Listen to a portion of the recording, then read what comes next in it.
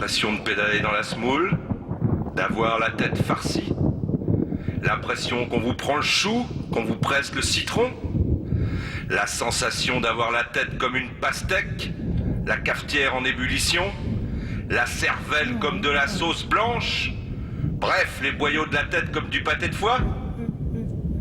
Rassurez-vous, vous n'êtes pas complètement cuit. Mais si vous ne voulez pas vous faire bourrer le mou, il faut consulter un spécialiste. Dites ah. Moi?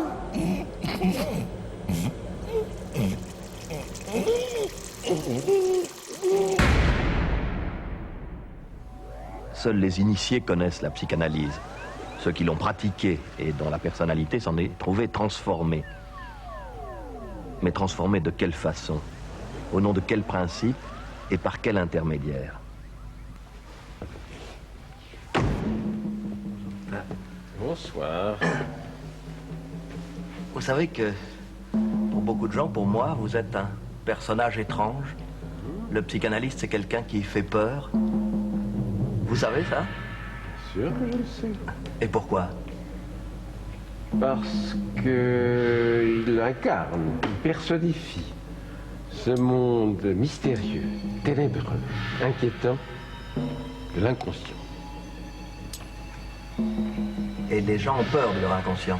Ils en ont d'autant plus peur qu'ils s'imaginent qu'il y a là, dans ces ténèbres, on dirait une représentation du malin, du diable de notre époque.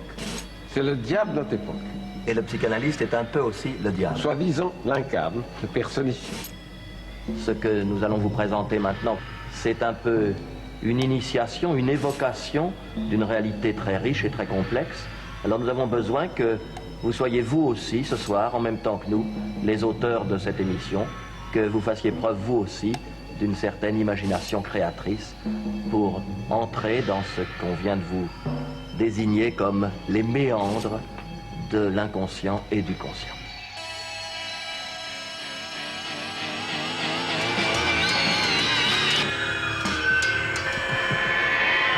Comment était-ce avant que fût repéré l'inconscient? Ben, c'était pareil. C'est à Paris, dans le cadre de la Salpêtrière, que Charcot, dans un esprit scientifique entièrement nouveau, place l'hystérie au centre des préoccupations médicales de son époque. Freud avait vu se dérouler sous ses yeux le drame de la grande crise. 10 ans plus tard, il sera amené à proposer des idées révolutionnaires pour essayer de déchiffrer le sens de l'hystérie. C'est à partir de ces recherches que Freud a jeté les bases de la psychopathologie moderne et prouvé l'existence de l'inconscient. Il élabore la théorie psychanalytique fondée sur les notions de pulsion et de défense, de refoulement et de conflit. Dépassant les perspectives mécanistes de ses contemporains, Freud introduit la dimension véritablement humaine du désir. Longtemps, les hommes sont parvenus à maintenir la légende, fille de leur désir, d'une enfance asexuée. Je donne aux organes comme au processus leur nom technique et j'appelle un chat. Sentir, exprimer et communiquer. Faites bien attention ici, parce que c'est pas ce à quoi vous vous attendez.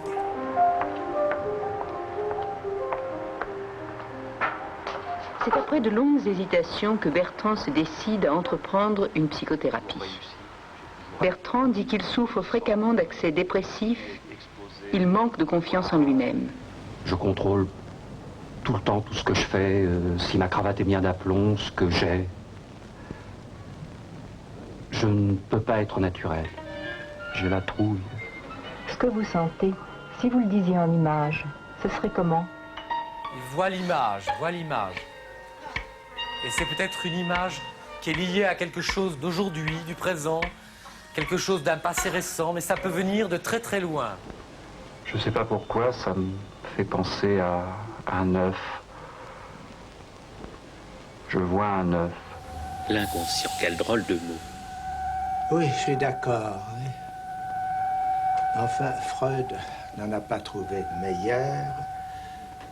Et maintenant, c'est fait, il n'y a pas à y revenir. Ce mot a l'inconvénient être négatif.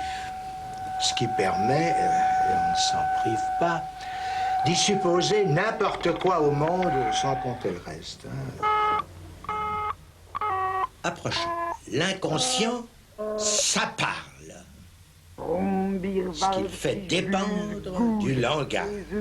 L'inconscient, tel que je le formule, il y a deux versants. Comme le livre, la structure. La structure, c'est le langage. Si on nous rappelle qu'au versant du sens, l'étude du langage oppose le versant du signe. Comment a-t-il fallu Freud pour que simplement d'être docile à l'hystérique, il en vienne à lire les rêves, les lapsus, voire les mots d'esprit, comme on déchiffre un message chiffré. Nous ne savons renoncer à rien. Nous ne savons qu'échanger une chose contre une autre. Un être humain, au départ, c'est une masse de pulsions en bouillonnement. Cet ensemble de pulsions, c'est le ça. Un ça qui tend toujours à la décharge.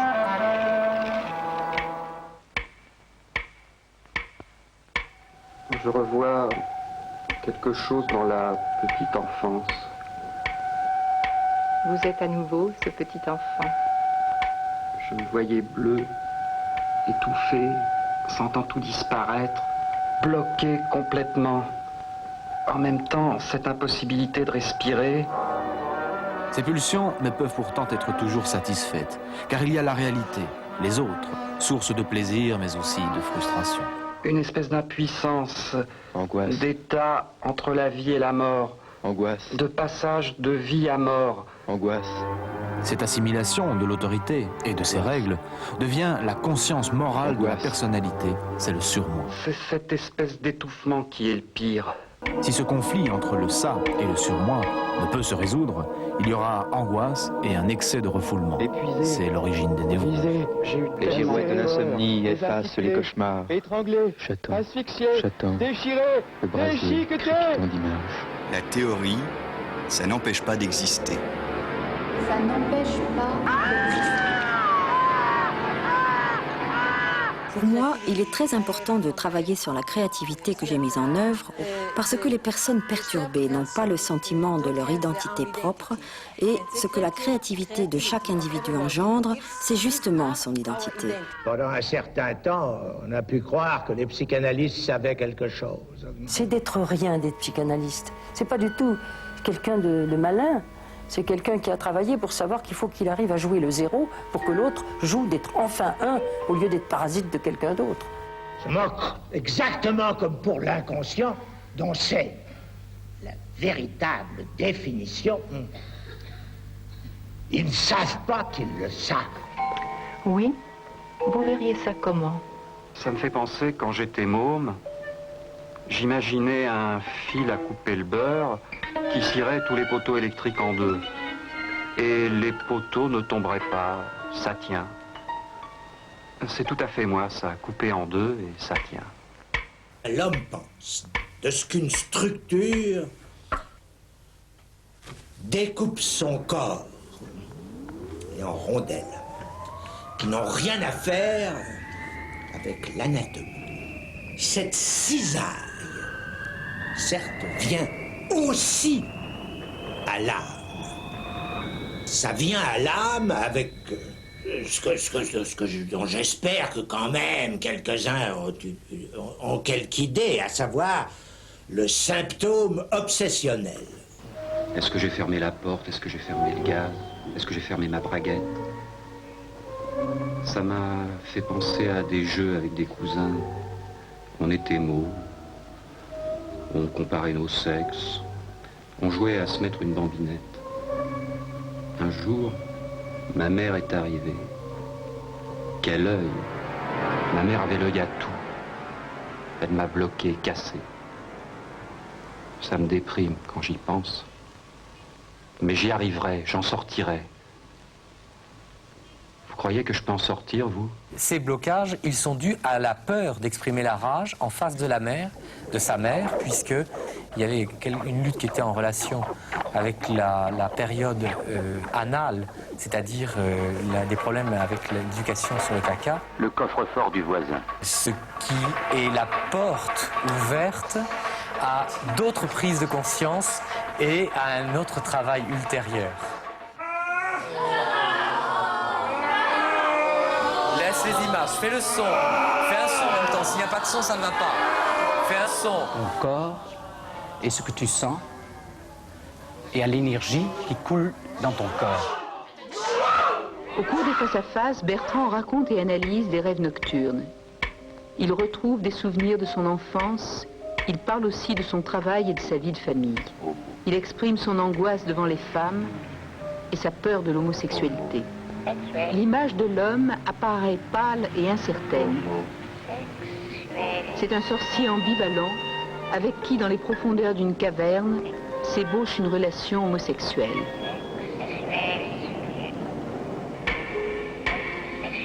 La femme, par contre, est énorme, puissante. C'est une femme forgeron, armée de pinces, menaçante, dangereuse, qui se déguise pour étouffer Bertrand. Ça casse la tête, hein, tout ça. Hein.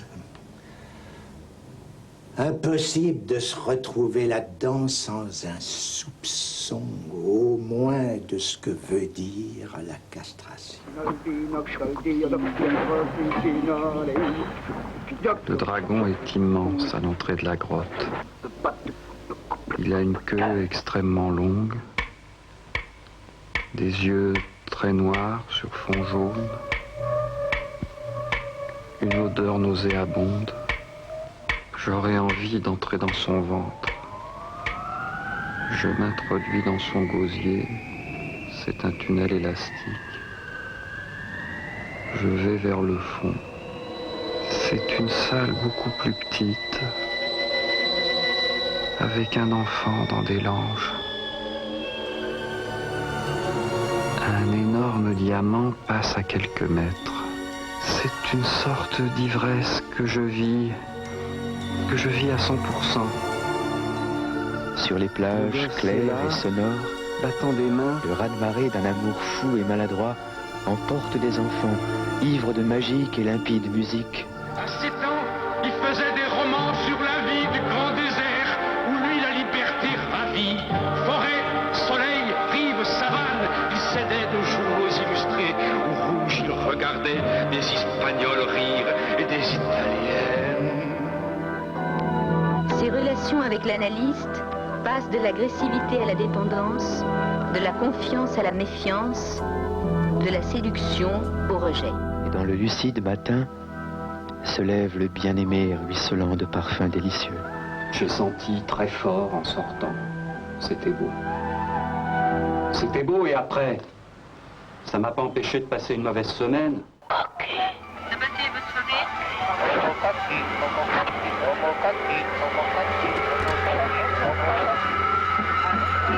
Tout ça, c'est pour trouver un enfant modèle, propre, sage. Un enfant modèle, propre, sage, au fond du ventre d'un dragon. Et quel dragon? Ce dragon, c'est moi. Moi, toujours, qui me balance, stupide, répétitif, obsessionnel. Mais aussi, c'est ma mère. Et c'est ça qui m'agace. Que ce soit moi, mais que ce soit elle aussi. Et en plus, si j'y réfléchis, c'est le ventre de l'analyse. Il ne s'agit de rien d'autre que d'un déchiffrage de dimensions signifiantes pures. J'avais qu'une envie, c'était de me faire expectorer. Débarrasse-toi de cette merde. Vas-y, Martine. Vas-y, Martine. Allez, vas-y, Martine. Vas-y, regarde pas ça.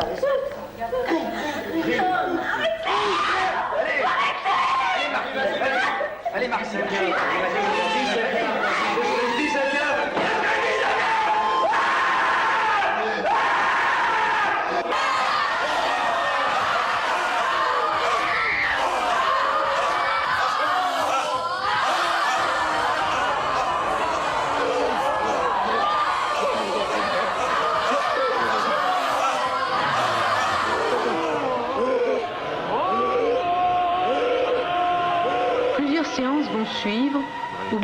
continuer à rapprocher certaines images retrouvées dans des rêves différents. Il s'interroge sur sa relation à l'analyste, qu'il voit alors comme son persécuteur. Pourquoi est-ce qu'on aime un être pareil? Je laisse pour l'instant la question en suspens. J'en ai donné une formule, et c'est à propos du transfert que j'ai parlé dans des termes qui sont plein de pièges. Ma mère, je l'ai vue plusieurs fois enceinte. Mais je me souviens plus très bien. Ma première sœur a 1 an et demi de moins que moi. Et puis ce qui se passait quand je voulais grimper sur ses genoux, et quand elle partait à la clinique, toujours j'ai été séparé d'elle étant petit. Quand je pense que c'est mon père qui a coupé le cordon et qui m'a pris tout de suite dans sa chambre pour qu'elle puisse dormir tranquille, vous voulez pas qu'après ça, j'ai pas toujours eu envie de rentrer dans son ventre et d'y rester. Mais ça, j'ai jamais voulu me l'avouer. Et en plus, elle est tellement étouffante. Respire. À quoi ça se rattache pour toi? Une impossibilité de contact. Avec qui? C'est évident que c'est ma mère. Peut-on dire, par exemple, que si l'homme veut la femme, il ne l'atteint qu'à échouer dans le champ de la perversion? Dans ce cas-là, c'est bien le cas, puisque la femme n'existe pas. Marie-Claude parlait tout à l'heure de ce qu'il avait enragé quand elle lisait Freud, et je me souviens très bien que au cours de plusieurs lectures, arrivait toujours à une petite fille à un moment de sa vie se rend compte qu'elle manque d'un pénis. Et je sais pas, j'avais envie de jeter le livre par terre parce que c'était quelque chose qui était complètement étranger. Et il y a toujours des moments dans Freud où on tombe là-dessus. Mais qu'elle n'existe pas n'exclut pas qu'on en fasse l'objet de son désir, bien au contraire. D'où le résultat. Ça, c'était typiquement une conséquence de la théorie qu'il avait élaborée. C'est cette fameuse question qui vient toujours de l'envie de pénis. L'envie de pénis, donc, ça serait la mauvaise liquidation, le mauvais refoulement de cette période à laquelle la fille doit renoncer, qui était sa période phallique. Donc, finalement, tout ce qui fonderait les activités de participation des femmes à la culture, à la création, simplement même à la parole, serait renvoyé à une protestation virile, à une mauvaise intégration de son destin de femme et à une envie de pénis, tout simplement. Give it to me! Give it to me! Give it to me! It's mine! Ce que Freud découvre dans l'inconscient, c'est bien autre chose que de s'apercevoir qu'en gros, on peut donner un sens sexuel à tout ce qu'on sait, parce que ça s'est fait depuis toujours. C'est même là-dessus que le mot connaître prête à la métaphore bien connue. C'est le réel qui permet de dénouer effectivement ce dont le symptôme consiste, à savoir un nœud de signifiant, car c'est nœud, pas de sang, mais du jouissance, à écrire comme vous voulez, conformément à l'équivoque qui fait la loi du signifiant. C'est toujours la même chose. Ma peur des femmes, j'y comprends rien, ou je comprends trop. Et d'en parler, ça n'avance pas. Oui, c'est ça, c'est le fameux « je ne te le fais pas dire » qui peut vouloir dire deux choses tout à fait différentes en français. Tu l'as dit, et je me mets hors du jeu. C'est pas moi qui te l'ai fait dire par quiconque. Au cours des séances qui suivent, Bertrand noie les entretiens dans des considérations concernant son travail, où il a des problèmes relationnels, sa vie conjugale où, dit-il, il éprouve des désirs, mais ne sait pas les exprimer ni les mener à bien. Il est entré dans une période de résistance, comme s'il se refusait au vécu transférentiel, comme si la prise de possession du diamant phallus arraché au dragon était trop angoissante. Il se réfugie dans des fantasmes d'homosexualité pour lutter contre l'angoisse sans s'y confronter. Au fond, quand on y réfléchit, c'est sinistre. Je pars à la recherche de la femme des profondeurs. Mon château, il ressemble au château de la Belle au bois dormant. Et j'ai du mal à y entrer. À cause de quoi? À cause de cette espèce de courant d'air qui sort du sexe d'une femme. Et c'est encore ma mère. C'est bien ma mère.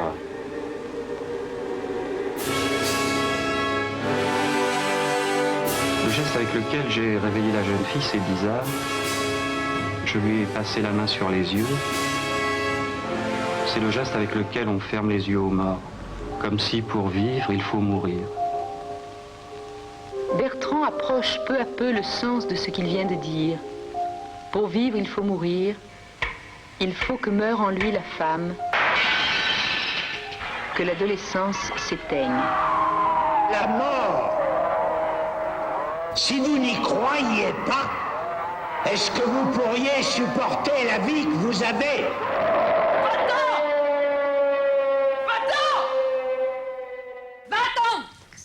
Je me permets de contacter mon émotion véritable par rapport à la situation. Je crois qu'en acceptant de vivre l'émotion et de descendre au fond de l'émotion, c'est comme ça qu'on guérit. C'est pas commode quand on se défait des rôles faux, des images fausses, de tout ce qui n'était pas moi, de mes carapaces, de mes fausses peaux. Il faut se trouver une identité. Je cherche. J'ai quelques repères. Je me fais des surprises. Pendant un an, Bertrand poursuit des entretiens avec son analyste dans des séances de plus en plus espacées. Je suis venu naître ici. C'est drôle. Je commence à voir les gens, les choses. Si je peux trouver à la fois ma mère et la femme. Ma femme, maintenant, je sais lui résister. Je suis capable de lui dire, si tu fais des histoires, moi, je me tire. En même temps, je veux pas la démolir. Je fais attention. Bertrand peut maintenant évoquer le chemin parcouru, la distance qu'il a pu mettre entre sa mère et lui, la possibilité qu'il a d'établir des relations avec les hommes et avec les femmes. La méditation par le rire, c'est déjà très ancien. Tout le monde peut le faire aussi. Et l'effet, la méditation, c'est de ne pas penser, de faire ce qu'on fait. Alors, faire la faisselle, ça peut être aussi une méditation. Je suis bien dans le réel, avec une espèce d'envie d'éclater, de m'expansionner, comme l'éclatement d'une carapace, c'est ça. Des poupées gigognes. Je sais pas très bien ce qui fait éclater, mais ça éclate. Ça, je le sens. Je pense que les gigognes sont fabriquées de telle sorte que les parties s'emboîtent. Il faudrait passer une lame. Mais le bloc supérieur est tellement lourd que je risque de casser la lame. Et tout ce qui se dit là, on sait jamais si c'est pas du déconnage. C'en est patent au point d'en être hurlant. C'est ce qui donne une haute idée de l'humaine pensée.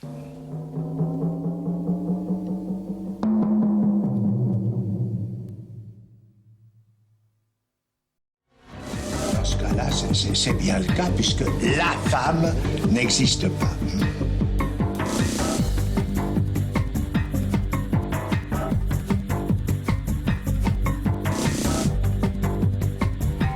Oui, vous verriez ça comment?